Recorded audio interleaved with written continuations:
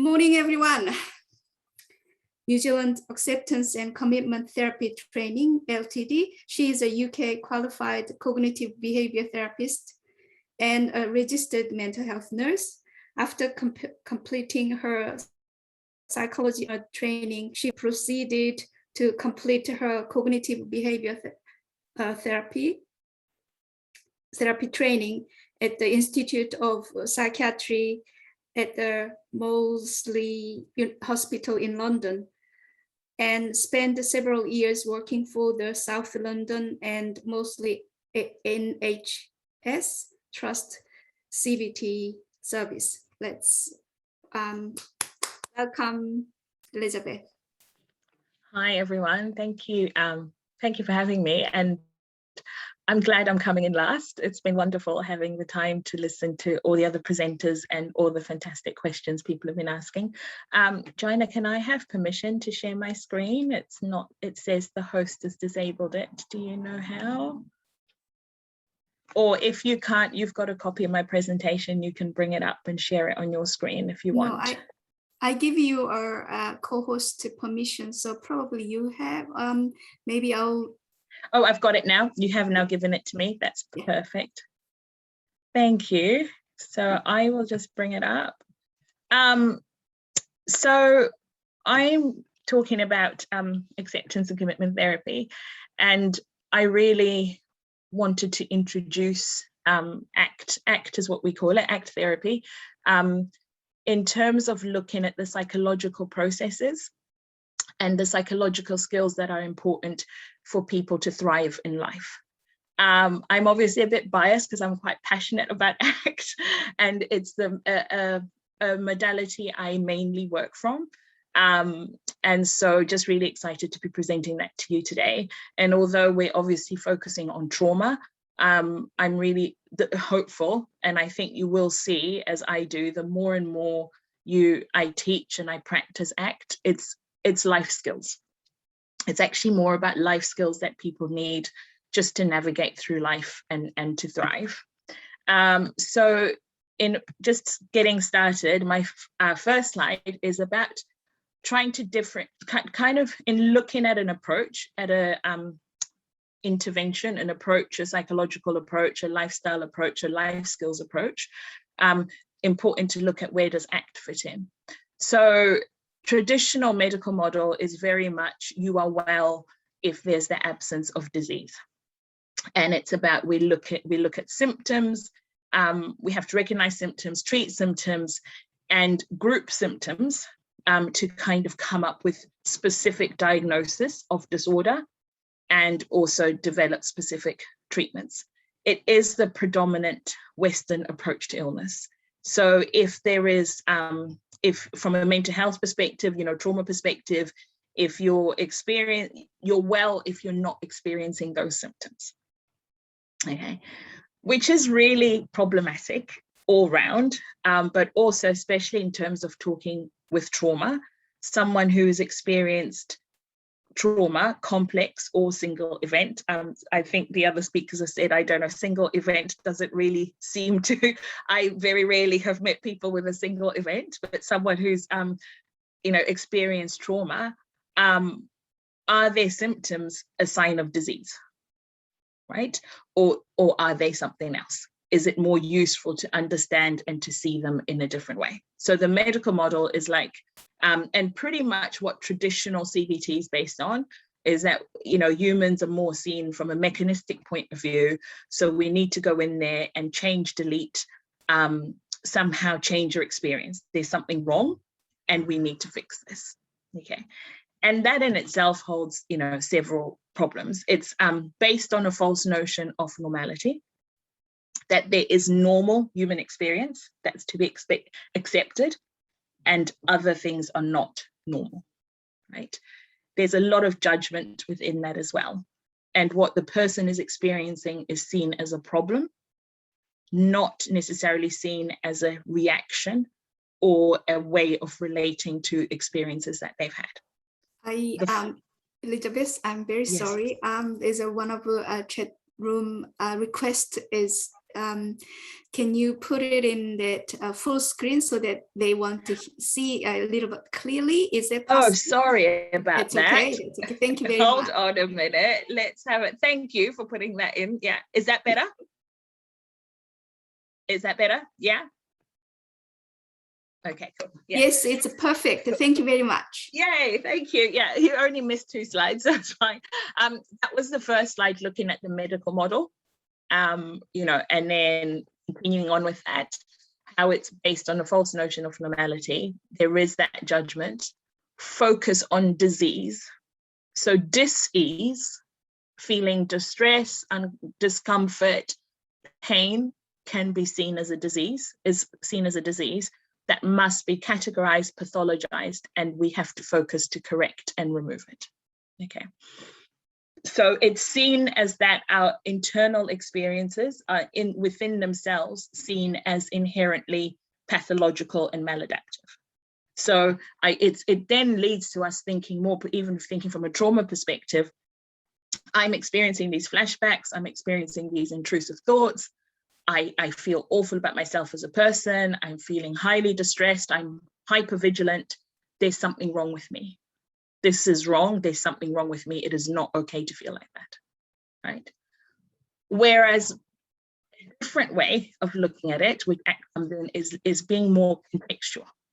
So it talks about, rather than seeing those set of symptoms as wrong or pathological, how about we look at the context in which they developed, how they developed, the context in which they developed, and we look more at, rather than trying to have this essential truth that it's wrong and there's something wrong with that, we're looking at, let's look at the context and how that person relates to that context. An example I give is of somebody who from a young age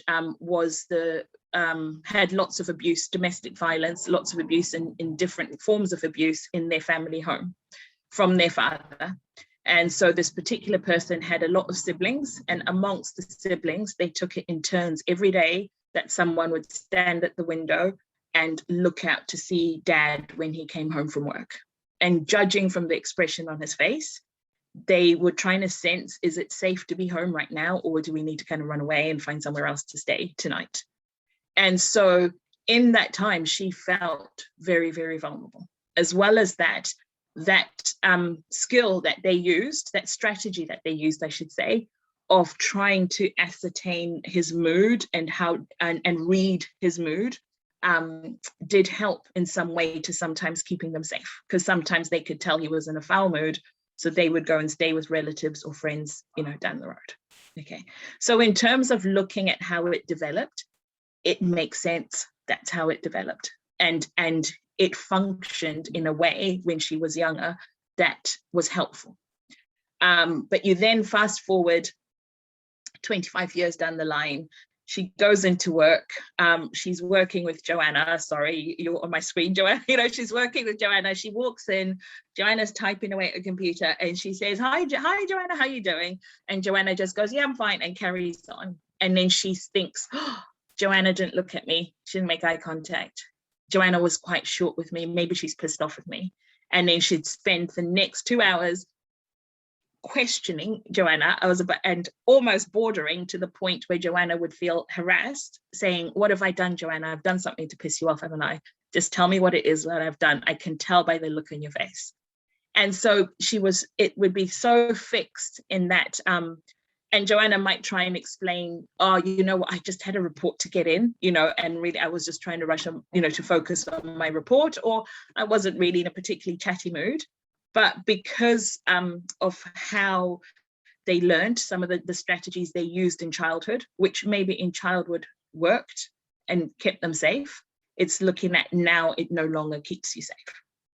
So rather than saying to somebody, you're wrong for feeling that you're vulnerable, you're wrong for thinking that people might not like what you say, you're wrong for thinking that in some interactions it may be difficult, you're actually looking at, let's look at the context.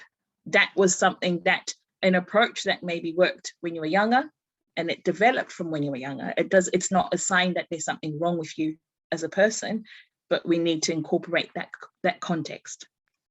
So from an ACT perspective in contextualism, we're looking at the person's behavior, the form that behavior takes, as well as how that behavior functions, right? Within that as well. So we're looking, focus is on the purpose of the analysis. What are we trying to find out here as well? Within that as well, it's also about looking what is the purpose of therapy when we're working with people. And the purpose of therapy is to look at how do we help this person heal and thrive and live well in their life. So it's not about saying, are they thinking wrong? Is what they're feeling wrong? Is this wrong? But actually, it's not even saying about whether is it true or false.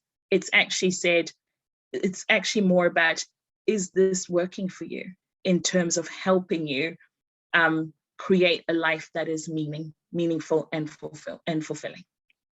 Yeah. So I've said to people, because you can unmute yourself and answer this if you want to, you don't have to, but I've said to people, I'm sure I'm not the only one in this group right now who sometimes had to give up on an argument, maybe with a loved one. You've given up on an argument, even though you may feel you're right, you may believe you're right, you may believe that your position is the position of truth, but what you've decided is that in that moment, it's not useful to keep holding on to how true you are and how right you are. So maybe, am I the only person in this group who's given up on an argument for the sake of harmony? Who's actually said, I'll let go of how right I feel I am because it is more useful right now. The successful working would be creating harmony in my relationship or my home. I can see a few nods, so I'm taking it. I'm not the only one. Yeah, that's good. Okay. Yeah. Okay. So that really brings in what we're trying to do with contextualism. We're trying to look at the way that you're relating to yourself, the way that you're relating to this experience, the way that's happening, the context in which it's created. What would actually be the most useful way to move forward? And the other reason that's important is if we're very rigid that one type of psychological event explains the other, it's really hard to then change. So to give you an example, somebody who says, because I've been abused, I am broken as a person. If they hold on very rigidly to that, there's not a lot of room for maneuver. Okay, but if it's actually say, I have been abused, and that led to me sometimes feeling like I'm broken. It's led to me questioning my self-worth. It's led to me sometimes feeling like I want to be the best parent I can be, but sometimes finding it difficult. Can you see there's a little bit more room for maneuver? So there's a little bit more flexibility. So from an ACT perspective, from a behavioral perspective, where we're trying to look at what can we change, because we can't change the person's experience. We can't change what's happened to them, right? We can't delete the fear, the thoughts that show up, but what we can do is look at how can you relate to it differently.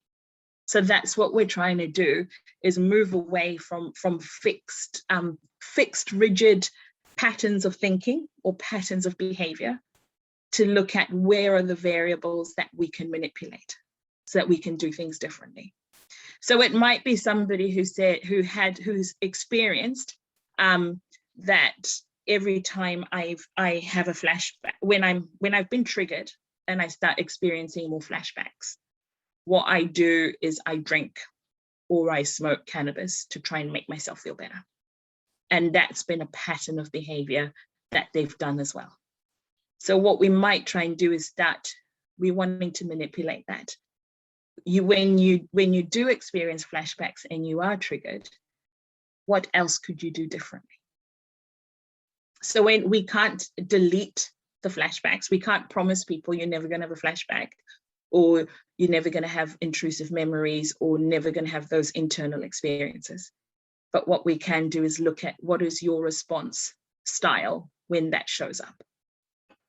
You know, someone who says, every time I think of the abuse, all I see is that I'm a useless, worthless person. It's actually, can we introduce some self-compassion? Can we actually introduce some kindness to that, if it was in childhood, to that little girl or boy you that experienced that? And can we learn to relate and have a different relationship with your experience? Yeah, so that's really what contextualism is about, an act. And it's because we're trying to look at, help the person to be in a position where they make choices about themselves, about their behaviors, about how they interact with other people, that move their life forward in living a life that holds the qualities that are important. So workability isn't about true or false, or right or wrong. Workability is this helping you move forward? Is it a forward move towards your values and what's important to you and what life you want? Or is it an away move? Yeah. Example I gave is not trauma-related example, but somebody who had really terrible workplace bullying.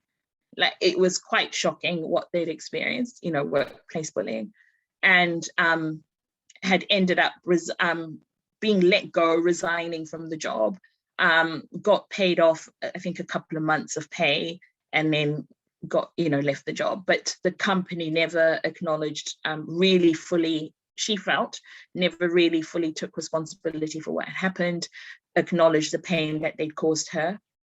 And one of the biggest thing with her was that they never apologized. So she came from she said, I come from a family where if you hurt someone, you say sorry. And she felt so stuck in that they never apologized, and she felt that they just like kicked her out and forgotten about it. And she would, I met her 3 years later, and she wasn't working. She was, her mood was really very low. She would look on Seek, and every time she saw this company advertise for a job, she would just feel so distraught and so upset.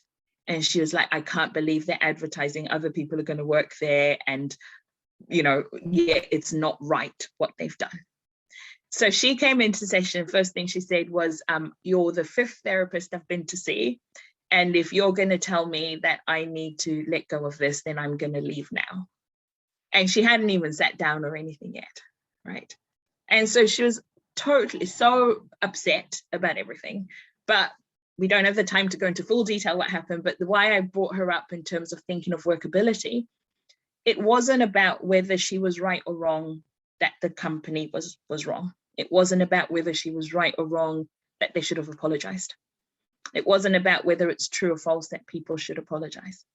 What it was about is spending 3 years of her life holding onto that so tightly, what was happening to the rest of her life. She'd had dreams, she of what she wanted to do as a career. She was a sociable person, but that had all fallen to the wayside, right? So it was about, if you keep holding on to it so rigidly, is it moving you forward in line to live a life that's in line with your values, or is it taking you further away? Always said with compassion, because we never minimize the distress that that person is feeling. And it's not saying that's a flicker switch decision where you just wake up and say, okay, right, I'm just going to let this go. But it was about a willingness, trying to negotiate, a willingness to try. So I was trying to negotiate with her a willingness to try and do things differently. And that's a lot of what we're trying to do with all our clients, whatever their presentation is. Maybe some of the things that some of the ways that you've been dealing with things are understandable. And maybe there's strategies that you've used in the past that worked, but right now they may not be working so well. Are you willing to try and find other ways of dealing with things that might be more workable? Yeah. So we're trying to build that flexibility. If you read any literature, you'll hear a lot about psychological flexibility, which really is that regard, and always said with compassion, because some of the things that I was supervising a colleague this morning before this started, and one of the things we talked about was we both feel we're surrounded every day by resilient people who have been through such, some of the stories, working in census of claim, some of the stories you hear are just horrific. But they're people who are coming to therapy, still engaging and wanting to find a way through. And that's just amazing, and but the psychological flexibility is about how can I live a rich and meaningful life whilst accepting the pain that inevitably comes as part of being human. Pain is part of being human. None of us here are immune to it. We've had our painful experiences and we will continue to do so. But the psychological flexibility is about, even when we're in the depths of our pain and we're feeling stuck and we're feeling overwhelmed, can we learn ways that we can still choose to respond to whatever's happening, guided by our values? And values are not about necessarily a religious or cultural or family. It's about what is important to you as a person. For you to feel meaning and fulfillment in your life, what is important?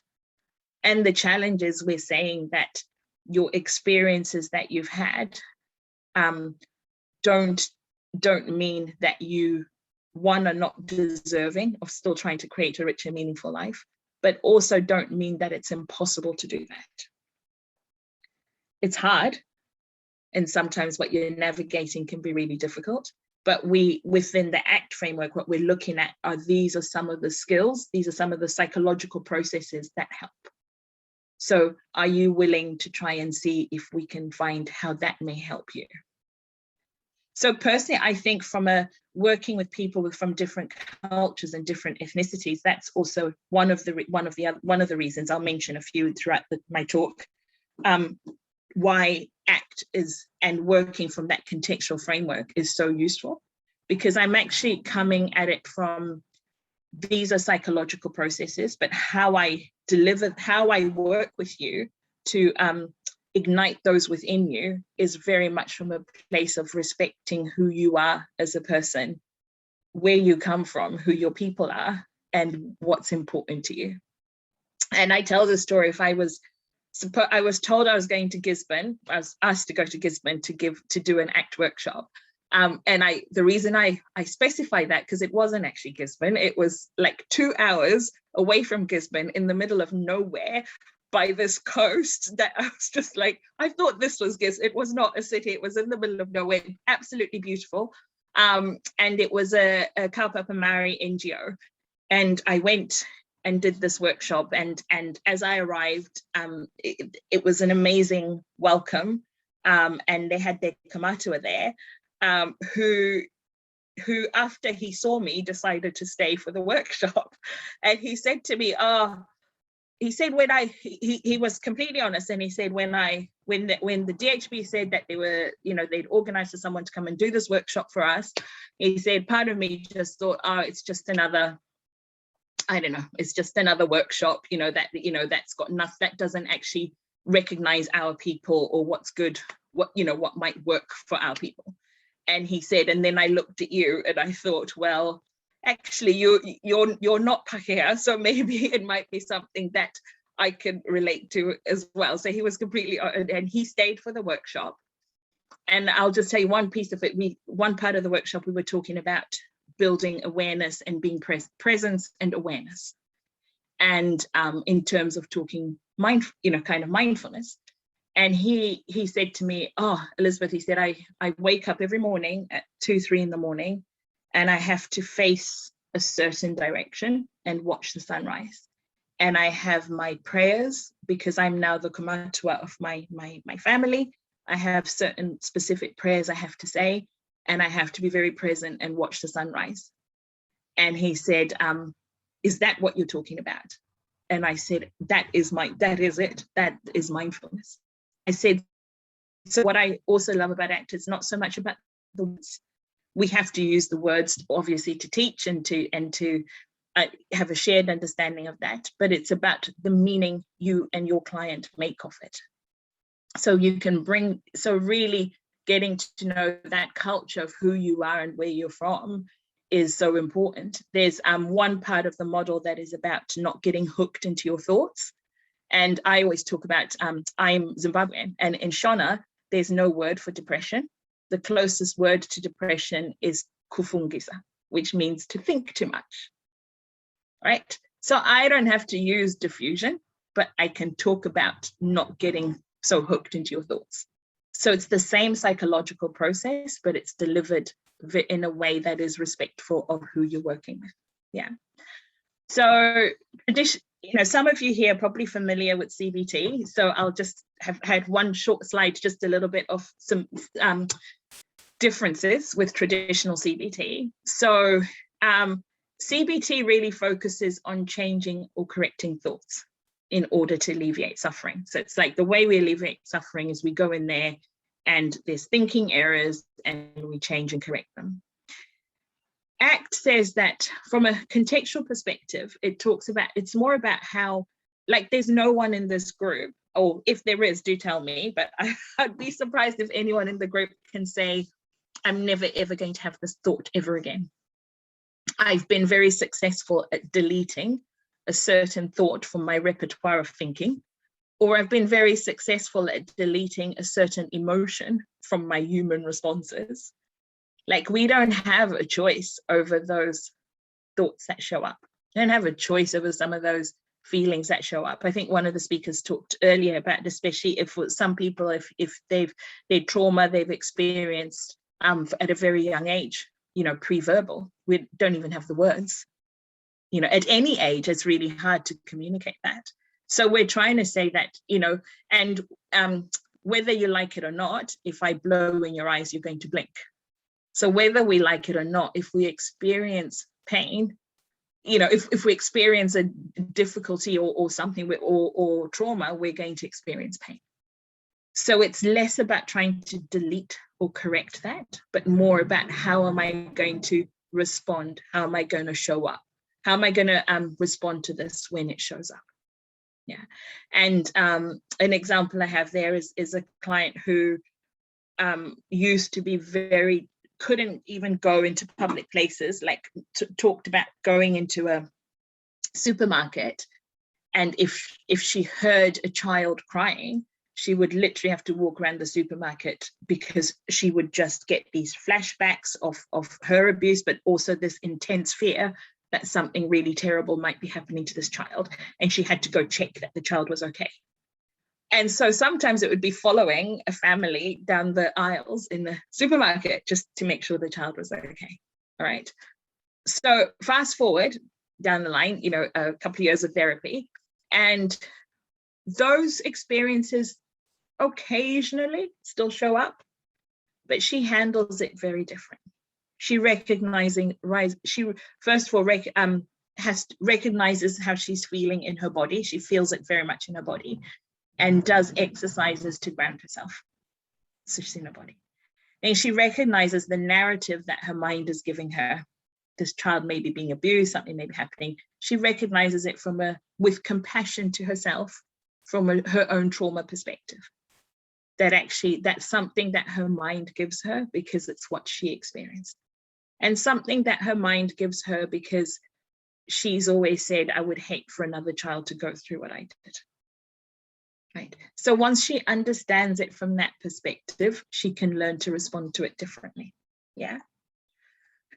So in the ACT context, our thoughts, feelings, memories, anything else, emotions, bodily sensations, they may still be there and still be very painful, but they have much less impact and influence over us. Okay. Because we've introduced variation in the context of mindfulness, acceptance, and values.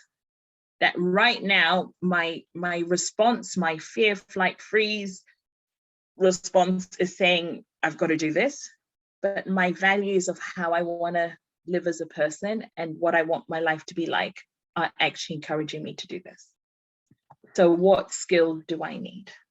Yeah. Because one of the things also where we get so trapped in trauma, right, is we start to relate. If I'm going to ask you a question, you don't have to answer it, but I just want you to be aware of your own response. Okay. So think of the most shameful thing that you've ever done.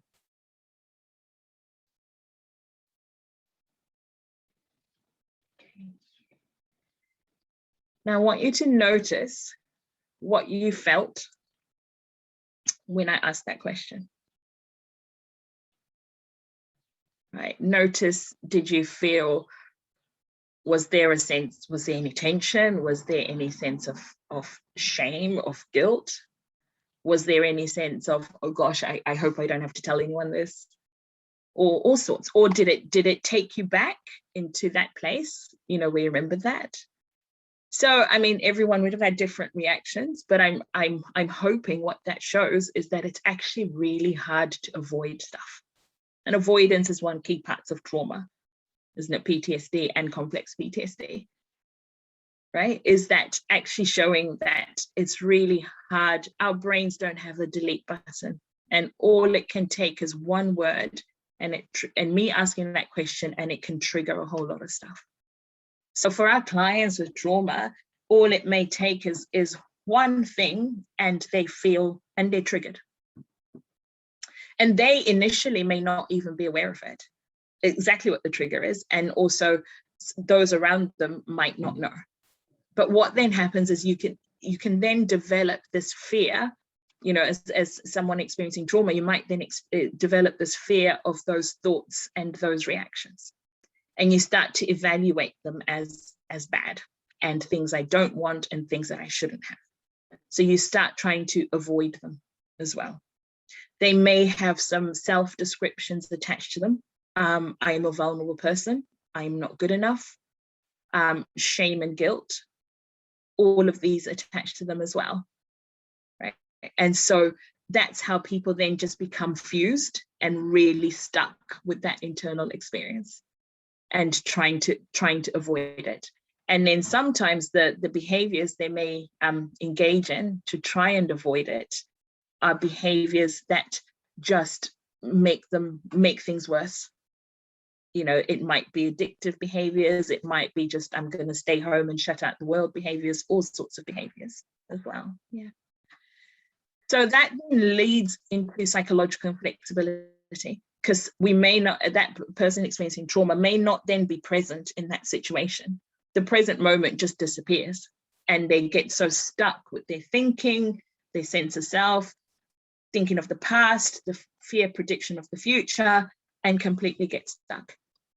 So then that's the psychological inflexibility, where I find it difficult to choose, identify, engage in behaviors that help me live a life of meaning and fulfillment, that help me create that life.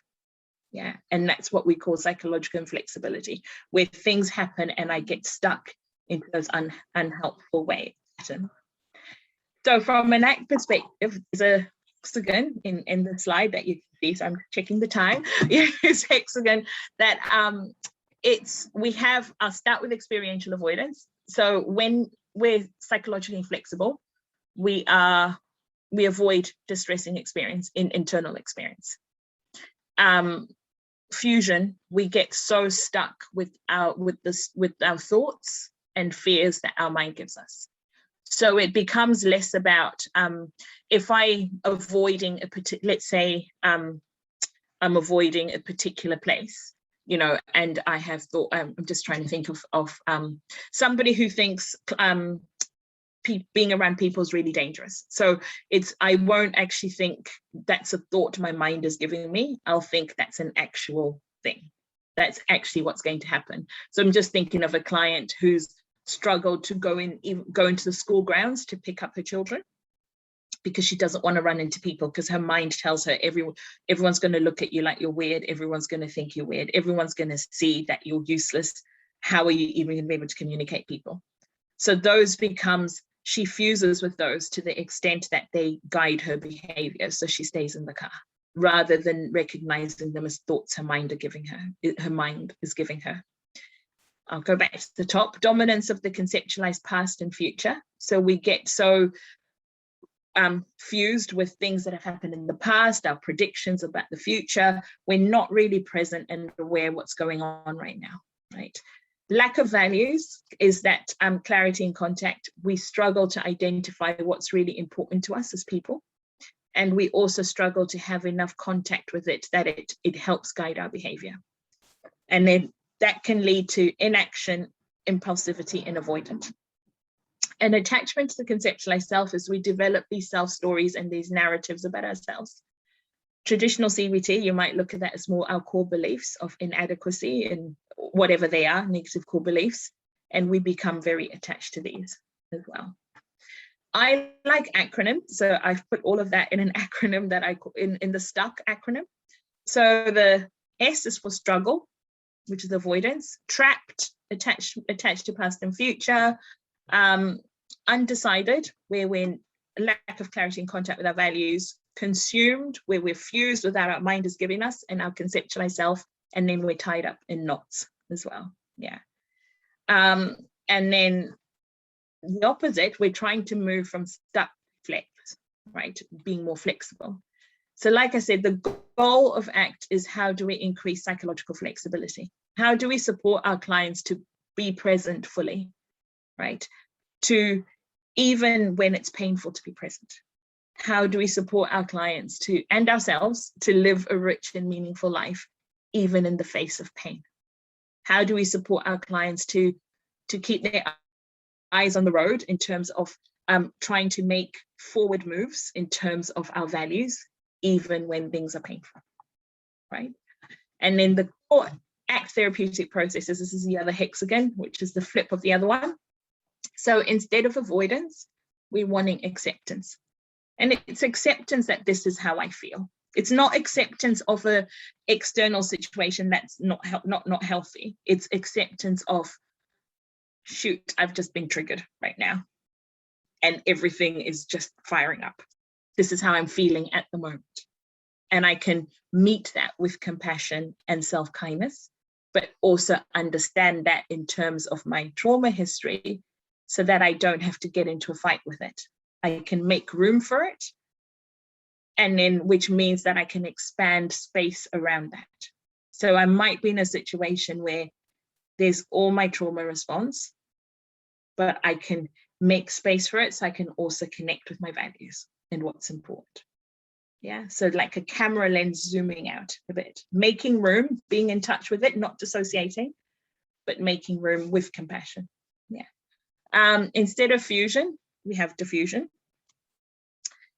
I'll flip to the top one. In terms of past and future, we have being present. We define our values, our directions, and we engage in behaviors, committed action to move forward in line with that.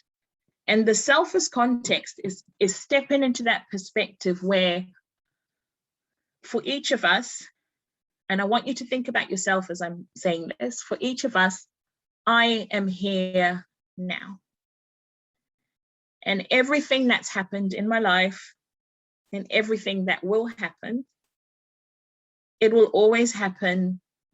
I am here now, and I can be in that perspective where I can feel it, but also observe it and be aware of it without needing it to define who I am as a person.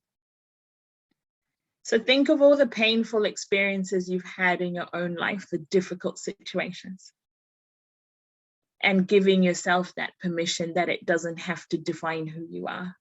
It's part of the human experience. Give yourself permission to recognize that it didn't happen to you. You didn't have those experiences because there's something wrong with you as a person. You had those experiences because that's part of human living. And that when you connect, though, with being here today at 12:09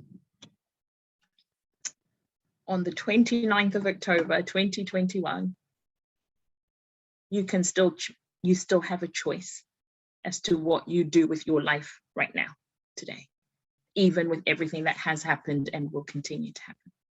Yeah.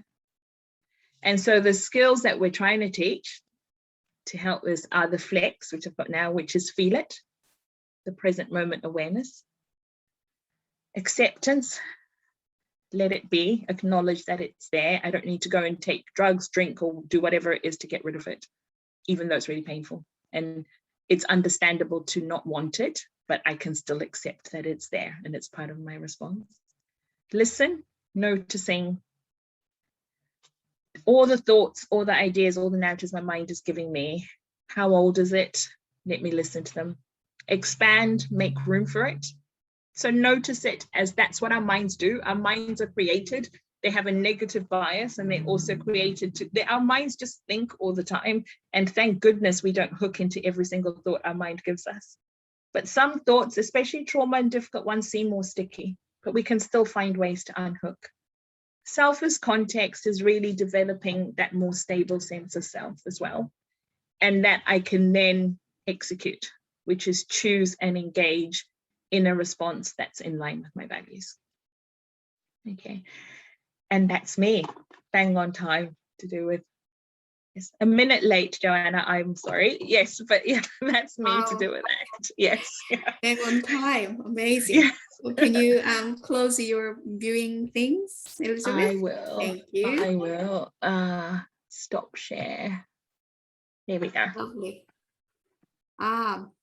Yes, that's why we need a recording, because I missed some of it, and it's lovely. And one of the chat room say it's beautiful example of holding on to previous experiences and events. Is it important for a person to be prepared to let go of their pain before coming to heal oneself? So is there a bit of self-determination involved? What do you think? Yeah, I think, I hope this answers your question, but one thing I always say is that nobody that I work with, and I'm sure same for yourselves, is there because of a lack of effort. They've been trying really hard to address the pain. So what we're trying to do is introduce a different way.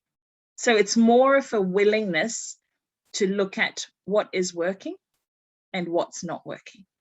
And if something isn't working, are you willing to try something different? And it might be that question of all your efforts to, there's a lovely poem that says that sometimes we make ourselves smaller, especially when you've had lots of trauma. You try and make yourself small in the hope that life won't notice you and give you more trauma. But actually, I would ask someone, is that working for you? So it's a lot of that context and functional, like to create the life that you want, what do we need to do? And that might be part of that process. They're learning how to relate to their pain differently. Yeah. Excellent. Thank you very much. I have a lot of chat going on, and thanks a lot, Elizabeth. That was inspirational and awesome presentation, Elizabeth. Very informative. Appreciate the wonderful presentation. Is there a model that includes both values and behaviors, as we know that people from lingual background, words compact their behaviors and actions? So do you think we need to address both values and behaviors? Yes, and I do think so. And I think even with ACT, that's why we say ACT, not ACT, because it's behavior. So for something to be a value in ACT as well, it's an action. And an easy example to give is I could say to you, I really think it's important that we look after the earth, and I value that. It actually means nothing if I don't recycle. So when you work with a client about values, we're not just talking about words that sound nice. We actually want to make it dynamic and real. And so one question I always ask clients is, what does that look like? Right. And especially with clients who speak different languages, you know, I speak a different language too. When they talk to me about their values, I'm like, it doesn't have to be in English, be whatever language, you know, it doesn't, you know, because there's some words, I know speaking Shona, there's some words that just don't translate into English. Do you know? So, and I'm like, even as their therapist, I don't need to know the word. I don't need to know the word. You explain what it means to you. And as an action, what it means to you. That's what is important. Yeah. So I think ACT as a behavioral science does incorporate both. That's one of the key strengths of ACT, is incorporating the values, but lived values, not just stated values, but actually living them. Yeah.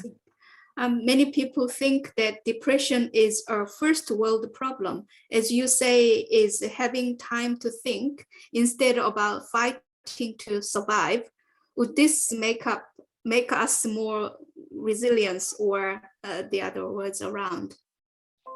Yes, I mean, resilience is, I know there's so many definitions and stuff, right? But I was trying to explain it to my daughter. She was 8 or 9 at the time, and she had to do it for school.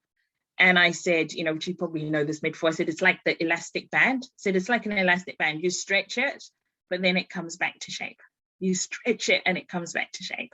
And regardless of where you come from in the world, or your lived experience, we've all been stretched and will continue to do so. But resilience is looking, when I'm feeling stretched, what do I need to remember? What are the processes? What are the practices that I need to do that help me come back to center? Or help me just come back. And it's getting practice into being able to identify when you need to do it, and getting more skillful at practicing it. Yeah. Great. Sounds like in a way, resilience is a psychological flexibility of concept. Yeah, absolutely, isn't it? Absolutely. Yeah. What is the role of community and family in supporting a person maneuvering the feelings of trauma under this approach? So much. Like I personally, and I know every therapist is different, but I have an open door policy. So, and I can remember the times where I've said, let's say, talking about the struggle, when we've been talking about acceptance, I'll often ask, is there any part of it, is there any member of your family or in your community that could help you with this? And can they, if they want, they can come into a session. You know, it's incorporate that. Mm-hmm. But someone asked a question earlier about different cultural interventions. I think for me, and I think this very much fits ACT as well, it's also about cultural identity. So the part of ACT that's looking at the self, I tend to find a lot of that incorporates your values, but also who are you? Tell me about you. Tell me about your experience of living with you. You know, tell me about what you were taught growing up. Where are you from? You know, how are things looked? You know, so you bring in community, so important, because we're not an island, you know, and those relationships are, I think, offering that to clients, but working with trauma, for some clients, those relationships have completely disintegrated, and those relationships are not healthy to have. So it's trying to do that within those boundaries, that relationship and communities are having all open to them when they actually help us live in line with our values. Yeah. Here's another. Thank you, Elizabeth. Very concise, informative presentation on acceptance and commitment therapy, and its connection to CBT. I enjoyed your presentation time, very well spent, and you explained very well. Thank you. Thank you. Can this approach be useful for people experiencing distress in the context of COVID? Like staying at home, being far from family, etc. And if so, how? Yes, definitely.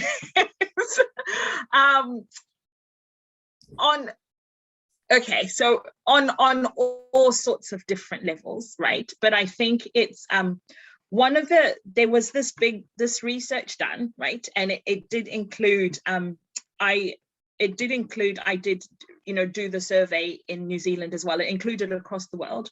But what we found was, for people dealing with lockdowns and COVID in general, finding meaning and purpose is what's helpful.